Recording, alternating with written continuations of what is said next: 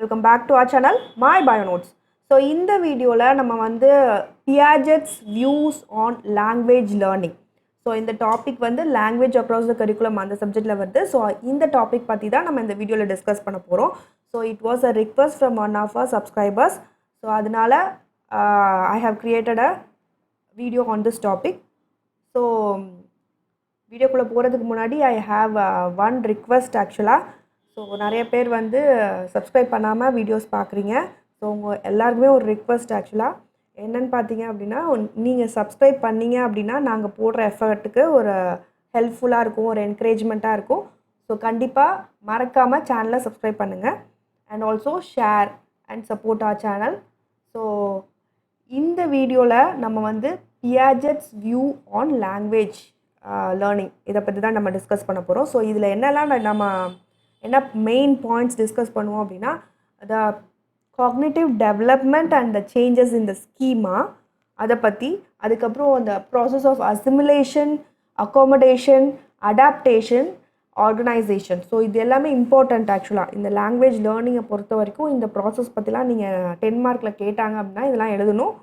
And also the language acquisition and cognitive development. So இது ரெண்டுக்கும் இருக்க கனெக்ஷன், காக்னிட்டிவ் டெவலப்மெண்ட்டுக்கும் லாங்குவேஜ் ஒரு சைல்டு அக்வயர் பண்ணுறதுக்கும் உள்ள கனெக்ஷன். ஸோ அதை பற்றியும் தான் நம்ம இந்த வீடியோவில் டிஸ்கஸ் பண்ண போகிறோம். ஸோ வாங்க வீடியோக்குள்ளே போகலாம். ஸோ ஃபஸ்ட்டு பார்த்தீங்க அப்படின்னா, இந்த Piaget's வியூ ஆன் லாங்குவேஜ் லேர்னிங்கில், ஸோ ஆல்ரெடி Piaget வந்து நம்ம ஏற்கனவே இந்த பேர் நீங்கள் கேள்விப்பட்டிருப்பீங்க, ஜீன் பியாஜெட் அப்படின்றது. He gave this cognitive development பற்றி எஜுகேஷன் சைக்காலஜியில் he gave this theory, right? So அதை பற்றியும் நம்ம சேனலில் வீடியோ இருக்குது. ஸோ நீங்கள் அதையும் வந்து ரெஃபர் பண்ணிக்கலாம் for the subject education psychology. So இது வந்து லாங்குவேஜ் சம்மந்தமாக அவர் என்ன சொல்லியிருக்காரு, ஜீன் பியாஜெட் அப்படின்றவர் his views, what he views about language learning. ஒரு மொழியை வந்து கற்றுக்கும் போது என்னெல்லாம் சேஞ்சஸ் நடக்குது ஒரு சைல்டோட திங்கிங்கில் அப்படின்றத தான் ஜீன் பியாஜெட் இந்த தியரியில் சொல்லியிருப்பார். அண்ட் எஜுகேஷன் சைக்காலஜியில் அவர் சொன்னது பார்த்தீங்க அப்படின்னா, the different stages of the child development, ஒவ்வொரு ஸ்டேஜ்லையும் என்னென்ன நடக்கும் ஒரு குழந்தைக்கு அப்படின்றத சொல்லியிருப்பார்.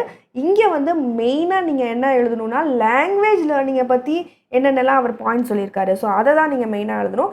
ஸோ ஜீன் பியாஜெட், நான் முன்னாடி சொன்ன மாதிரி, he gave this theory on the cognitive development in children, how the thinking occurs in children at different stages of development. தந்தவர் யாருன்னா ஜீன் பியாஜெட். ஸோ இந்த லாங்குவேஜ் லேர்னிங்கை பொறுத்த வரைக்கும் பார்த்தீங்க அப்படின்னா, he has said ஃபஸ்ட்டு வந்து நம்ம ஒரு ஆப்ஜெக்டையோ ஒரு இதையோ நம்ம வந்து சென்ஸ் பண்ணுவோம் இல்லையா, ஸோ நம்ம வந்து உணர்றோம் ஒரு விஷயத்தை. So that occurs in a child or a student. அதுதான் ஃபஸ்ட்டு அக்கர் ஆகும். இந்த சென்சிங் மூலமாக மென்டல் இம்ப்ரெஷன்ஸ் க்ரியேட் ஆகும் இன் ஆர் மைண்ட். ஸோ அந்த ஸ்டூடெண்ட், அந்த சைல்டோட மைண்டுக்குள்ளே ஒரு சென்ஸ் பண்ணும்போது they are change to mental இம்ப்ரெஷன்ஸாக மைண்டுக்குள்ளே போகுது. அண்ட் நெக்ஸ்ட்டு பார்த்தீங்க அப்படின்னா, the schemata or the cognitive construct develops in their mind. So ஒரு ஸ்கிமேட்டா ஆர் காக்னிட்டிவ் கன்ஸ்ட்ரக்ட்ன்ற வேர்ட் யூஸ் பண்ணுறாரு. அண்ட் லாஸ்ட் அது வந்து என்ன பார்த்தீங்கன்னா, ஸ்கிமேட்டானா ஒரு நெட்வொர்க். இப்போ ஸ்பைடர் வெப் மாதிரி, ஒரு ஸ்பைடர் வெப் எப்படி ஒரு நெட்வொர்க் மாதிரி மெஷ் மாதிரி இருக்கும். ஸோ அந்த மாதிரி ஒரு இந்த சென்ஸ், நீங்கள் ஒரு பர்டிகுலராக ஒரு டேஸ்ட்டையோ இது ஏதோ உணர்றீங்க, ஒரு உணர்வு உங்களுக்கு வருது, ஒரு ஆப்ஜெக்டை பற்றி தெரிஞ்சுக்கிறீங்க. இப்போ ஒரு குழந்தைக்கு வந்து கசப்பே தெரியாது, திடீர்னு அந்த உணர்வு வந்து அவங்க கசப்பை பற்றி தெரிஞ்சுக்கிறாங்க டேஸ்ட் பண்ணி அப்படின்னா, ஃபஸ்ட்டு அவங்க மைண்டில் போய் அது மென்டல் இம்ப்ரெஷனாக ஃபஸ்ட்டு க்ரியேட் ஆகுது அவங்க மைண்டில். அதுக்கப்புறமா அது வந்து ஒரு ஸ்கிமேட்டா ஒரு கசப்புனா இப்படி தான் இருக்கும் அப்படின்னு வந்து ஸ்டோர் ஆகுது ஒரு நெட்வொர்க் மாதிரி. ஸோ நாலாவது பார்த்தீங்க அப்படின்னா, schema or cognitive structure. So நிறைய இந்த மாதிரி கசப்பை பற்றின வந்து இன்ஃபர்மேஷன் எல்லாமே வந்து என்ன ஆகும், நிறைய வந்து அவங்க கேட்பாங்க, காது வழியாக கேட்குறது, அப்புறம் பார்க்குறது, அப்புறம் வந்து உணர்றது. நான் சொல்கிற டேஸ்ட் மூலமாக உணர்றது. We have 5 senses, right? So இந்த மூலமாக வர இன்ஃபர்மேஷன் எல்லாமே அவங்க வந்து இந்த நெட்வொர்க் மாதிரி ஃபார்ம் ஆகும். ஃபஸ்ட்டு ஸ்கீமேட்டாவாக, அடுத்து வந்து ஸ்கீமா, லாஸ்ட்டாக இந்த மாதிரி நிறைய நெட்வொர்க் எல்லாம் சேர்ந்ததை வந்து நம்ம என்ன சொல்கிறோம், schema or cognitive structure. So இதுதான் நம்ம வந்து நாலேஜ் அப்படின்னு சொல்கிறோம். ஸோ ஒன்றத்தை பற்றின உங்களுக்கு இருக்க நாலேஜ் இல்லைன்னா அறிவு. So that is the schema அப்படின்னு சொல்கிறோம், or the cognitive structure. So schema வந்து it is stored in the long term memory. Short term மெமரின்றது ஒர்க்கிங் மெமரி. அட் ப்ரெசன்ட் நீங்கள் வீடியோ பார்த்துட்டு இருக்கும்போது உங்களுக்கு ஒர்க்காக இருக்க மெமரி வந்து ஒர்க்கிங் மெமரி. ஆனால் லாங் டேர்ம் மெமரி வந்து ஸ்டோரேஜுக்காக இருக்கும். ஸோ ஒன்றை பற்றின இன்ஃபர்மேஷன், ஒரு சப்ஜெக்டை பற்றியோ ஒரு ஆப்ஜெக்டை பற்றியோ ஒரு அனிமலை பற்றிக்கோ உங்களுக்கு இருக்க வந்து information it is stored in your long term memory. So and this schema அதுதான் வந்து ஒருத்தருக்கு இருக்க நாலேஜ், அறிவுன்னு நம்ம சொல்கிறோம். So these are his views. Next coming to the cognitive development and changes in the schema. So cognitive development அப்போ எப்படி வந்து அந்த ஸ்கீமா நான் சொன்னேன் இல்லையா, அந்த அறிவு ஒரு ஸ்பைடர் வெப் மாதிரி இருக்கும்னு சொல்லி அது எப்படி சேஞ்ச் ஆகுது ஒரு குழந்தை வளர வளர அப்படின்னு சொல்லியிருக்காரு அப்படின்னு பார்த்தீங்கன்னா, by the process of assimilation, accommodation, organisation and adaptation. So இது எப்படி அடாப்ட் ஆகுறோம் ஒரு என்வரான்மெண்ட்டுக்கு. இதுக்கு முன்னாடி ஒரு புதுசாக ஒரு இடத்துக்கு போகிறீங்கன்னா அதுக்கு முன்னாடி இந்த ப்ராசஸ்லாம் நடந்து தான் கடைசியாக வந்து ஒரு இடத்துக்கு அடாப்ட் ஆகிறீங்க. ஸோ அதை எப்படின்னு பார்க்கலாம். ஃபஸ்ட்டு பார்த்தீங்க அப்படின்னா அசிமிலேஷன். ஸோ அசிமிலேஷன் அப்படின்னாலே வந்து அப்படியே படிகிறது ஒரு இடத்துல அசிமிலேட் ஆகுது அப்படின்னு சொல்லுவாங்க. ஸோ வந்து இந்த தியரியை பொறுத்த வரைக்கும் இந்த வேர்டு என்ன மீன் பண்ணுது அப்படின்னா, you are taking in or absorbing the experience or information. ஒரு ஸ்பாஞ்ச் மாதிரி நீங்கள் என்ன பண்ணுறீங்க, வெளிலேருந்து ஒரு இன்ஃபர்மேஷன் வருதுன்னா அதை உள்வாங்கிக்கிறீங்க, அதை அப்சர்வ் பண்ணி வச்சுருக்கீங்க உங்களுக்குள்ள. அது உங்களுக்கு ஒரு எக்ஸ்பீரியன்ஸ் மாதிரி உங்களுக்கு கிடைக்கிது. புதுசாக ஒரு இடத்துக்கு போகிறீங்க அப்படின்னா ஸோ அதை நீங்கள் உள்வாங்கிக்கிறீங்க. And you apply it to the existing knowledge. So ஏற்கனவே உங்களுக்கு இருக்க புரிதல் நாலேஜை வச்சு அதை கூட கம்பேர் பண்ணி பார்க்குறீங்க. அந்த புதுசாக கிடச்சிருக்க எக்ஸ்பீரியன்ஸையோ ஒரு இன்ஃபர்மேஷனையோ புரிஞ்சுக்க ட்ரை பண்ணுறீங்க. ஒரு ஈவெண்ட்டாக இருக்கலாம், இல்லை ஒரு இன்ஃபர்மேஷனாக இருக்கலாம். ஸோ அதை பேஸ் பண்ணி so you apply, first taking இன் பண்ணுறீங்க, அப்ளை பண்ணி பார்க்குறீங்க முன்னாடி ஸ்டோர் பண்ணியிருக்க இன்ஃபர்மேஷன் கூட. அதுக்கப்புறம் அசிமுலேஷன் ஆஃப் த எக்ஸ்பீரியன்ஸ் நடக்குது. ஒரு எக்ஸாம்பிள் சொல்லணும் அப்படின்னா, ஒரு குழந்தை வந்து டாக் அப்படின்னா வந்து ஒரு புரிதல் இருக்கும், 4 கால் இருக்கும், ஒரு வால் இருக்கும், காது இருக்கும் அப்படின்னு சொல்லிட்டு.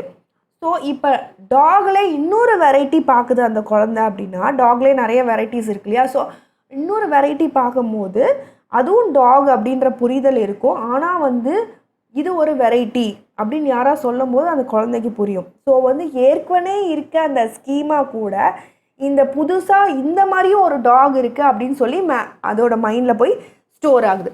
So that is assimilation. So ஏற்கனவே இருக்க இன்ஃபர்மேஷன் கூட அந்த ஸ்கீமாவில் இதுவும் வந்து ஒரு பாயிண்ட்டாக போய் ஆட் ஆகிருக்குது. That is assimilation.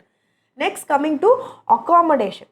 அக்காமடேஷன்னா என்ன, மேக்கிங் ரூம், அக்காமடேட் பண்ணிக்கிறோம். உங்கள் வீட்டுக்கு ஒரு கெஸ்ட்டு வராங்க, ஒரு ரூம் கொடுத்து அவங்களுக்கு அக்காமடேட் பண்ணிக்குவீங்க. அதே மாதிரி ஹோட்டலில் உங்களை அக்காமடேட் பண்ணிக்குவாங்க. நீங்கள் ரூம் புக் பண்ணுறீங்க அப்படின்னா நீங்கள் போய் அங்கே ஸ்டே பண்ணுறதுக்கு we call it as accommodation.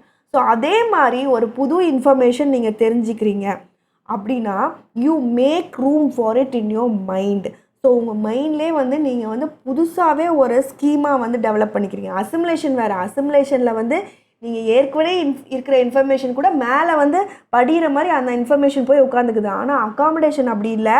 நீங்கள் தனியாக இன்னொரு ரூமே க்ரியேட் பண்ணுறீங்க இந்த இன்ஃபர்மேஷனுக்காக. ஏன்னா இது புது இன்ஃபர்மேஷன், முன்னாடி இருக்க இன்ஃபர்மேஷனுக்கும் இப்போ வர இன்ஃபர்மேஷனுக்கும் சம்மந்தம் இல்லைன்றனால இதுக்குன்னு தனியாக ஒரு ரூம் கட்டி நீங்கள் வந்து அந்த இன்ஃபர்மேஷனை வச்சுக்கிறீங்க. So the process of combining or modifying the existing schema and arriving at a new schema, புதுசாக ஒரு ஸ்கீமா வந்து டெவலப் பண்ணுறீங்க.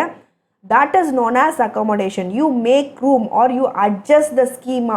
ஸ்கீமாவே மாற்றிக்கிறீங்க. So that is accommodation. But வந்து அசிமுலேஷனில் எக்ஸிஸ்டிங் ஸ்கீமாவுக்கு எந்த ஒரு சேஞ்சும் நடக்காது. அக்காமடேஷனில் நீங்கள் ஏற்கனவே இருக்க ஒரு எக்ஸ்பீரியன்ஸில் ஒரு சேஞ்ச் இருக்கும், ஒரு இன்ஃபர்மேஷன் இருக்குது உங்கள் மைண்டில் அப்படின்னா. இந்த ஸ்கீமான்றது பெர்மனண்ட் கிடையாது. இது வந்து சேஞ்ச் ஆகிட்டே தான் இருக்கும். ஒரு சைல்டு டெவலப் ஆக ஆக ஒரு சைல்டுக்கு ஒரு ஆப்ஜெக்டை பற்றியோ ஒரு மனுஷங்களை பற்றியோ ஒரு புரிதல் இருக்கும். பட் அவங்க வந்து வளர வளர அந்த இன்ஃபர்மேஷன் வந்து வெளிலேருந்து வர இன்ஃபர்மேஷன் நிறைய வந்துகிட்டே இருக்குது, மாறிட்டே இருக்கும். அதனால் இந்த ஸ்கீமா ஃபஸ்ட்டு ஒன்றை பற்றி ஒரு புரிதல் அவங்களுக்கு இருந்தது, மாறிட்டே இருக்கும். ஸோ இப்போ வந்து அதே டாக் எக்ஸாம்பிள் எடுத்துட்டிங்க அப்படின்னா, அந்த சைல்டு வந்து ஒரு டாகை பற்றின எக்ஸிஸ்டிங் ஸ்கீமா இருக்குது, 4 கால் இருக்கும், ஒரு வால் இருக்கும், காது இப்படி இருக்கும் அப்படின்னு. ஸோ அதுக்கு வந்து அந்த புரிதல் இருக்குது. இதே வந்து அந்த குழந்தை வந்து வேறு ஏதோ வந்து அனிமலை பார்க்குது, இப்போ வந்து என்ன சொல்லலாம், அனிமலை தவிர வேறு ஏதோ லிவிங் பீயிங்கை பார்க்குதுன்னே வச்சுக்கலாம். ஸோ வேறு ஒரு உயிரினத்தை பார்க்கும்போது அது வந்து டாக் மாதிரியே இருக்குது அப்படின்னா அது டாகுன்னு நினச்சிக்கும். இப்போ ஹார்ஸை பார்க்குதுன்னா டாகுன்னு சொல்லும், ஏன்னா 4 கால் இருக்கனால. பட் அது டாகு கிடையாது, இது ஹார்ஸ் அப்படின்னு யாராவது சொல்லும் போது டாகுன்ற ஸ்கீமால் ஹார்ஸை போய் அந்த இன்ஃபர்மேஷனை சேவ் பண்ணாது, ஹார்ஸுக்குன்னு ஒரு தனியாக அகாமடேஷன், அந்த இன்ஃபர்மேஷன் வந்து it is stored in the name of horse. So that is accommodation. Next coming to adaptation. So நீங்கள் புதுசாக ஒரு இடத்துக்கு போகிறீங்க, ஸோ அந்த இடத்துக்கு நீங்கள் எப்படி அடாப்ட் ஆகிருக்கீங்க, எப்படி அட்ஜஸ்ட் ஆகிக்கிறீங்க to the new information. So it is through this. So அசிமுலேஷனில் உங்களுக்கு புதுசாக ஒரு எக்ஸ்பீரியன்ஸ் கிடைக்கிது, அந்த குழந்தைக்கு கிடைச்ச மாதிரி புதுசாக ஒன்று பார்க்கும்போது அது ஒன்று புதுசாக ஒரு எக்ஸ்பீரியன்ஸ் பண்ணுது, அசிமுலேட் பண்ணிக்கிறீங்க அந்த இன்ஃபர்மேஷனை, அக்காமடேட் ஆகிக்கிறீங்க உங்கள் மைண்டில். ஸோ அதுக்கப்புறமா அந்த இடத்துக்கு இந்த ப்ராசஸ்லாம் நடந்து தான் அந்த இடத்துக்கு நீங்கள் வந்து அடாப்ட் ஆகிக்கிறீங்க, அந்த புதுசாக ஒரு சூழ்நிலைக்கு, அந்த புதுசாக ஒரு இன்ஃபர்மேஷனுக்கு. ஸோ சப்போஸ் உங்களால் அந்த இடத்துக்கு அடாப்ட் ஆக முடியல, அந்த இன்ஃபர்மேஷன் ஏதோ உங்களுக்கு எரர் அடிக்குது உங்கள் மைண்டில் அப்படின்னா தட் ஸ்கீமா வந்து புதுசாக தான் ஒரு ஸ்கீமா டெவலப் ஆகும். ஏன்னா புதுசாக வர இன்ஃபர்மேஷனுக்கும் உங்களுக்கு மைண்டுக்கு ஏற்கனவே இருக்க இன்ஃபர்மேஷனுக்கும் சம்மந்தமே இல்லை. சப்போஸ் இது ஏதோ வந்து உங்களை கன்ஃபியூஸ் பண்ணுது அப்படின்னா the new schema will be developed in that case. So if there is no adaptation, so as இந்த அசிமுலேஷன் அக்காமடேஷன் நடந்தாலே கடைசியாக வந்து அடாப்டேஷன் நடக்கணும். சப்போஸ் அடாப்ட் ஆகலை அப்படின்னா new schema will be developed in that case. Next coming to the organization. So what is organization? ஸோ இப்போ நிறைய ஸ்கீமாஸ் இந்த ஸ்பைடர் வெப் மாதிரி நெட்வொர்க் மாதிரி நிறைய வந்து கனெக்ஷன்ஸ் வந்து நம்ம மைண்டில் இருக்குது, ஒரு ஆப்ஜெக்டை பற்றியோ ஒரு ஈவெண்ட் ஒரு பிளேஸை பற்றினோ புரியுதலோ. ஸோ இது எல்லாமே இன்டர் கனெக்டடாக இருக்கும். ஸோ இது எல்லாமே இன்டர் கனெக்டடாக ஒரு யூனிஃபைடு ஸ்ட்ரக்சராக இருக்கும். So that process of interconnecting is known as organisation. So வந்து எப்படி வந்து இந்த டாகு ஹார்ஸ் பற்றின ஸ்கீமா, அப்புறம் வந்து மற்ற ஆப்ஜெக்ட்ஸ் ஏதோ நீங்கள் புதுசாக ஒரு இடத்துக்கு போகிறீங்க, ஸோ அதில் உங்களுக்கு ஒரு எக்ஸ்பீரியன்ஸ் கிடச்சிருக்கும், ஸோ அதுக்கு ஒரு ஸ்கீமா டெவலப் ஆகி உங்கள் மைண்டில் இருக்கும். ஆனால் இது எல்லாமே வந்து இன்டர் கனெக்டடாக தான் இருக்கும் நம்ம மைண்டுக்குள்ளே. ஸோ அதை தனித்தனியாக நம்ம மைண்ட் வச்சுக்குது ஆர்கனைஸ்டாக இல்லை. ஸோ ஒரு லைப்ரரிக்கு போனால் எப்படி நீங்கள் வந்து ஒவ்வொரு சப்ஜெக்ட்குரிய புக்ஸ் ஒவ்வொரு ரேக்கில் தனித்தனியாக அடுக்கி வச்சுருக்காங்களோ அதே மாதிரியே உங்கள் மைண்டும் தனித்தனியாக வர்ற இன்ஃபர்மேஷனை ஸ்டோர் பண்ணி ஆர்கனைஸ் பண்ணி வச்சுருக்கு. So that process is known as organisation. It is a process of interconnecting the schemas to unified structure like how the books are arranged in a library. So அந்த மாதிரி வந்து நம்ம மைண்ட் ஆர்கனைஸ் பண்ணி வச்சுருக்குது. So child வளர வளர they get better cognitive structure. So இது உண்மைதான் இல்லையா? ஒரு சைல்டு வளர வளர அவங்க காக்னிஷன், அவங்க திங்கிங் வந்து அண்ட் ஆல்சோ தட் ஸ்ட்ரக்சர், நம்ம அந்த நெட்வொர்க்குன்னு சொன்னோம் இல்லையா, ஸோ அது வந்து இன்னும் நல்லா பெட்டர் ஆகுதுன்னு சொல்கிறாங்க. ஸோ இந்த ஃப்ளோ சார்ட் நீங்கள் போடலாம். அந்த 10 மார்க் கொஷினில் கேட்டாங்கன்னா இந்த கொஷின் ஆக்சுவலாக. ஸோ இதில் பார்த்தீங்க அப்படின்னா ஃபஸ்ட்டு நான் சொன்ன மாதிரியே அசிமுலேஷன் அக்காமடேஷன் நடக்கும் இன்ஃபர்மேஷன் உள்ளே வரும்போது. அதுக்கப்புறம் வந்து அந்த சூழ்நிலைக்கு வந்து நீங்கள் அடாப்ட் ஆகிக்கிறீங்க. பேலன்ஸு ஆக்சுவலாக ஒரு பேலன்ஸ் ஈக்லிபிரியம் இருக்கணும். ஆக்சுவலாக அந்த வேர்டு இங்கே கொடுக்கல இந்த லாங்குவேஜ் லேர்னிங்கில். ஸோ பேலன்ஸ் ஸ்ட்ரைக் ஆகலைன்னா தான் நியூ ஸ்கீமாக டெவலப் ஆகும்னு நான் சொன்னேன். ஸோ இந்த இடத்துல அடாப்டேஷன் நடந்துற மாதிரி தான் இந்த ஃப்ளோ சார்ட் போட்டிருக்காங்க. ஏன்னா நெக்ஸ்ட்டு வந்து ஆர்கனைசேஷன் நடந்து the last is the cognitive study. இந்த ஆரோ மார்க் வச்சு தான் இந்த ஃப்ளோ சார்ட் நீங்கள் போடணும். ஸோ ஃபஸ்ட்டு அசிமுலேஷன் நடக்குது, அக்காமடேஷன் நடக்குது, அடுத்து அடாப்ட் ஆகிக்கிறோம், அடுத்து அந்த இன்ஃபர்மேஷன் அடாப்ட் ஆகும்போதே ஆர்கனைஸ் ஆகி the cognitive structure gets developed.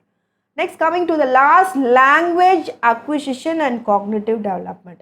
So cognitive development நடக்கும் போதே ஒரு குழந்தையிலையோ பேபியிலேருந்து வந்து ஒரு டெவலப்மெண்ட் இருக்கும். நீங்கள் வந்து முன்னாடி நான் ஒரு Jean Piaget's cognitive development and different stages அது ரொம்ப ரொம்ப இம்பார்ட்டன்ட். ஸோ அதை பற்றி ஒரு வீடியோ இருக்குது, ஸோ அதை ரெஃபர் பண்ணுங்கள். ஸோ அதுலேருந்து தான் இந்த வேர்ட்ஸ்லாம் வருது. சீரியேஷன், ஆப்ஜெக்ட் பர்மனன்ஸ், ஈகோலேலியா, ஈகோசென்ட்ரிக், இது எல்லாமே வந்து அந்த காக்னிட்டிவ் டெவலப்மெண்ட்டில் ஒவ்வொரு ஸ்டேஜ்லேயும் அந்த சைல்டுக்கு நடக்கிற ஒரு டெவலப்மெண்டல் இது மாதிரி என்னென்ன நடக்கும் ஒவ்வொரு ஸ்டேஜ்லேயும் அப்படின்னு சொல்லியிருப்பாரு. ஸோ இதில் எப்படி லாங்குவேஜ் அக்வயர் ஆகுது அந்த குழந்தைக்கு இந்த ஒவ்வொரு ஸ்டேஜ்லேயும் பார்த்தீங்க அப்படின்னா இந்த சீரியேஷன் ப்ராசஸை எடுத்துக்கோங்க. சீரியேஷன் ஒன்றும் இல்லை. இப்போ வந்து டிஃப்ரெண்ட் சைஸஸ் ஒரு ஸ்டிக் இருக்குது அப்படின்னா அதை ஒரு குழந்தைக்கு கொடுத்து அடுக்க சொன்னீங்க அப்படின்னா அதுக்கு அடுக்க தெரிஞ்சு அப்படின்னா அது ஒரு டெவலப்மெண்ட் அக்வயர் ஆகிருக்கு அந்த ஸ்டேஜில் அப்படின்னு அர்த்தம். ஸோ இந்த சீரியேஷன் மூலமாக வந்து ஆக்சுவலாக அந்த கான்செப்ட் ஃபஸ்ட்டு அந்த சைல்டுக்கு தெரியணும். ஸோ அந்த கான்செப்ட்னா என்ன, அந்த ஆர்டர் படி சைஸ் படி அடுக்கிறது அப்படின்ற வந்து கான்செப்ட் வந்து அந்த குழந்தைக்கு தெரிஞ்சாதான் இந்த language of figure, smaller or taller, shorter இதை நீங்கள் சொல்லித்தர முடியும். ஸோ இதை ரெண்டையும் கனெக்ட் பண்ணி அவர் சொல்லியிருக்காரு. ஸோ நீங்கள் லாங்குவேஜ் லேர்னிங் பற்றி எழுதும்போது காக்னிட்டிவ் டெவலப்மெண்ட் மட்டும் பற்றி எழுதக்கூடாது. So how it is connected with language learning. So ஒரு குழந்தைக்கு பிக்கர், ஸ்மாலர், டாலர், ஷார்ட்டர் நீங்கள் சொல்லித்தரணுன்னா அந்த சீரியேஷன் ஸ்டேஜ் அது அட்டைன் ஆகிடுச்சா அப்படின்னு நீங்கள் பார்க்கணும். ஸோ அப்போ தான் it can acquire this language of figure, smaller, இந்த வேர்டிங்ஸ்லாம் அதுக்கு தெரிய வரும். So that is one point. Next coming to object permanence. Object பர்மனன்ஸ்னால் என்னென்னு பார்த்தீங்க அப்படின்னா ஒரு குழந்தைக்கு ஆக்சுவலாக ஒரு ஆப்ஜெக்ட் இல்லை, ஒரு பேபிக்கு அது முன்னாடி ஒரு ஆப்ஜெக்ட் இல்லைன்னா அது எக்ஸிஸ்ட் ஆகலை அப்படின்னு நினச்சிட்ருக்கோம். ஸோ அதனால தான் அந்த பீக்கபூலாம் விளையாடுவாங்க. ஸோ மறைச்சி வச்சுட்டு எங்கே காணோம் கண்டுபிடி அப்படிலாம் சொல்லுவாங்க.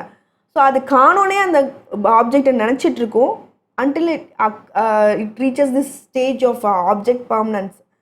ஸோ ஆப்ஜெக்ட் வந்து நம்ம மறைச்சி வச்சோம் இல்லைன்னா அது எக்ஸிஸ்ட் ஆகலை, இல்லை நீங்கள் ஒரு பிளாங்கெட் அடியில் அடித்து மறைச்சி வச்சுருந்தீங்கன்னா அது இல்லை அப்படின்னு அந்த குழந்தை நினச்சிட்ருக்கோம். ஆனால் அந்த ஆப்ஜெக்ட் அங்கே தான் இருக்கும்.